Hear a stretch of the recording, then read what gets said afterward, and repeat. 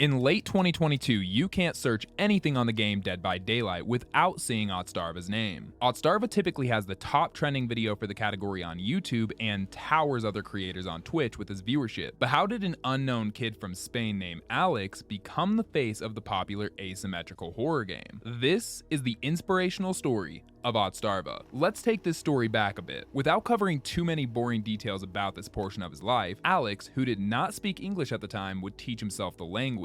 Learning the basics in school and grasping more through media like games and films, he would later improve on this when he would become old enough to use the internet and made more friends abroad. Alex, a seemingly bright individual, would go on to college and study none other than psychology. He would begin to work as a 911 operator after completing these studies. From here, it would not take long for Alex to become influenced by streaming, and he would start his content creation journey on February 19th, 2011. At this time, unbeknownst to the world, a legend was born. Boasting the online persona of Otzdarva, Alex posted his first video to YouTube for the game, World at War. Otzdarva would not yet take content creation seriously until a couple of years later. In 2013, Otzdarva would try streaming for the first time after getting a stable internet connection. This period around 2013 to 2014, Otzdarva would really begin to take the work seriously, and this would ignite a future only some people can dream of. At this time, Otzdarva would create mainly content revolving around the Dark Souls series, and he was damn good at the game. Many of the videos around this time only saw a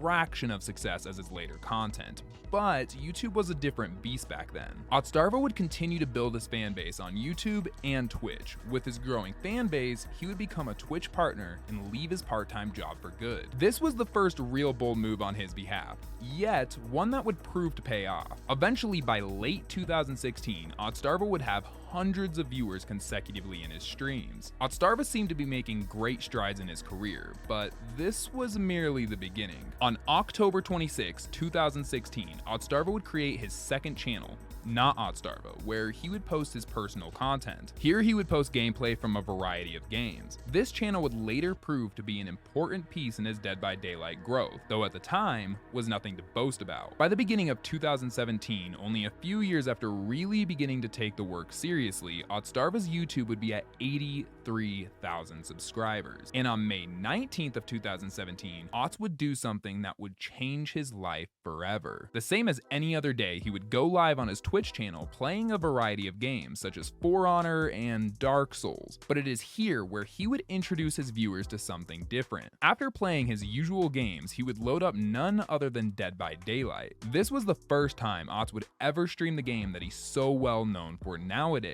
This moment at the time was seemingly insignificant, with holding a measly half of the viewership of his Dark Souls streams. Otzdarva would continue to stream games such as PUBG and the Dark Souls series, but would not go live with Dead by Daylight again until Christmas Eve of 2017. After playing PUBG, he would load up DBD for several hours. It was here where we would begin to see a tipping point in Otz's career. Slowly, Otzdarva would continue to sprinkle Dead by Daylight streams in more frequently. With his viewer base undoubtedly becoming more accustomed to the gameplay, DBD would become a staple game in his stream rotation. And on February of 2018, Otzdarva would post his first Dead by Daylight video to YouTube, Dead by Flashlight. This video featured a unique editing style from any other video in the genre at the time, and really made Otzdarva stand out among the crowd. Otzdarva would begin posting this Dead by Daylight content to his second channel in October of the same year. This second channel would soon become the main home for his Dead by Daylight content on YouTube and prove to be an important piece in his growth. People would begin to notice Otzdarva in the community more and more. A lot of this was his calm yet quirky personality, but most importantly his ability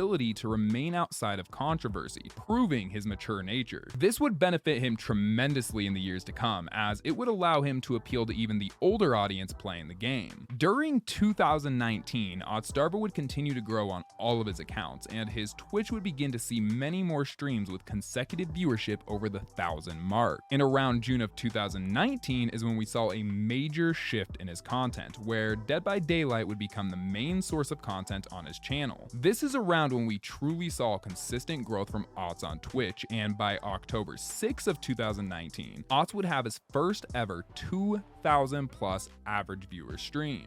Back in February of 2018, bhvr launched its Fog Whisperer program, including 10 influential creators in the community, none of those 10 being Otzdarva. Although today he is one of the most recognized faces in the program, in 2018 he was still considered a newer Dead by Daylight content creator and never applied. However, by 2020 he would become one of the first 13 to be a part of the program and proved to be one of the most significant additions to the Fog Whisperers. In 2020, something bigger was brewing in the form of the pandemic. This time was a nightmare for most, but would spark a phenomenon in the content creator space. Otz's main channel would already have a large amount of subscribers due to the long-time Dark Souls content. However, with the pandemic forcing people to stay at home, many content creators would boom as there were more people watching live streams in YouTube than ever before. We would see his main channel break 1 million subscribers by January of 2021. His second channel along with his Twitch account would show similar growth patterns. During this year, the growth chart would steepen and we would see Otzdarva's Twitch triple in viewer count in the 12-month span, going from 2,000 consecutive viewers at the beginning of the year to just shy of 6,000 viewers by December. Following the pandemic, many people were back at work and in school, and you would see a decline for many creators in terms of viewership. However, Otzdarva's channel did the opposite and would continue to climb. By late August of 2021, it is not uncommon to see consecutive viewership in upwards of 10,000 viewers or more. Otzdarva's growth was on par with the Steam graphs for the game, as around this time, Dead by Daylight was seeing a peak amount of players. And when you take these two charts and you place them side by side, you begin to notice a pattern. What makes Otzdarva truly impressive is not just his ability to adapt from game to game, but his ability to monetize himself in ways that we don't see often in this community. And these patterns mirror other successful creators' growth, such as PewDiePie